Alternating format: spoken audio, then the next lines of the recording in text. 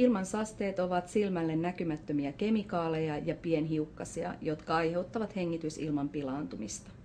Ilmansaasteita ovat esimerkiksi rikkidioksidi, typen oksidit ja pienhiukkaset. Ilmansaasteita syntyy energiantuotannosta, teollisuuden prosesseista ja liikenteestä, eli oikeastaan joka paikasta, missä käytetään polttoaineita. Ja ilmansaasteita voi kantautua Suomeen myöskin metsäpalojen seurauksena Venäjältä. Ilmansaasteilla on merkittäviä terveysvaikutuksia. Ne aiheuttavat hengityselinsairauksia, sydän- ja verisuonisairauksia ja myös ennenaikaisia kuolemia. Esimerkiksi vuosittain pienhiukkasiin kuolee Suomessa ennenaikaisesti noin 2000 ihmistä. Ja sehän on useampi kerta se sama määrä, mitä liikenteessä esimerkiksi kuolee.